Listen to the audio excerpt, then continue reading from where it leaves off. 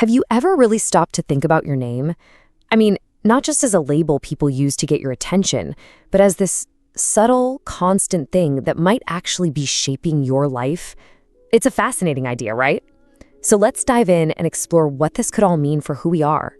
So just imagine for a second, what if you could actually change your future just by changing what people call you?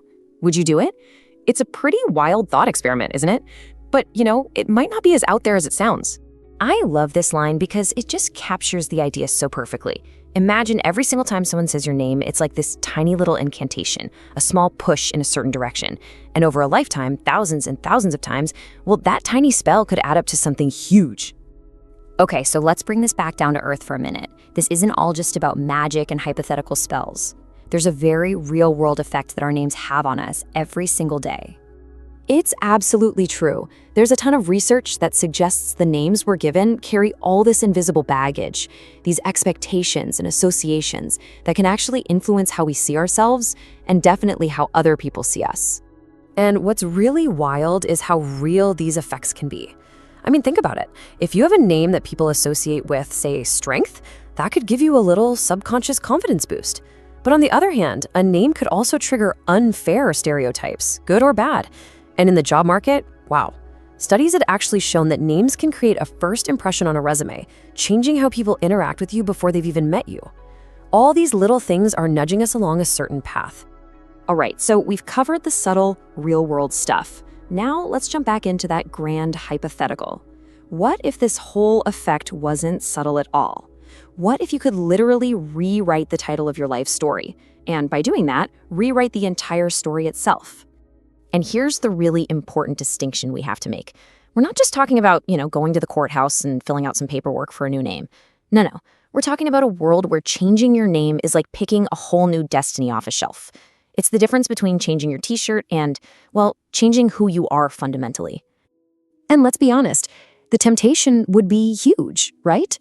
Who wouldn't want to be named something like Victor and just feel destined to win? Or maybe Sojourner and feel that pull towards adventure. The idea of having a name that just sings in harmony with your biggest dreams. It's a powerful thought. But like with any great power, there's always a catch. And this is where things get really interesting. Because even in a world where you could just choose a destiny-defining name, it's never quite that simple, is it? There's always a twist in the tale. So what is it? What's the big catch? And there it is. What a perfect metaphor.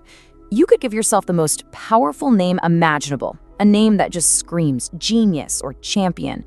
But it wouldn't mean a thing if you just sat on the couch and did nothing. The name might open the door, sure, but you're the one who still has to get up and walk through it. It's a tool, not a free pass. So all of this really builds to the core question, the real heart of the matter. It all comes down to a choice between our own power and our own identity.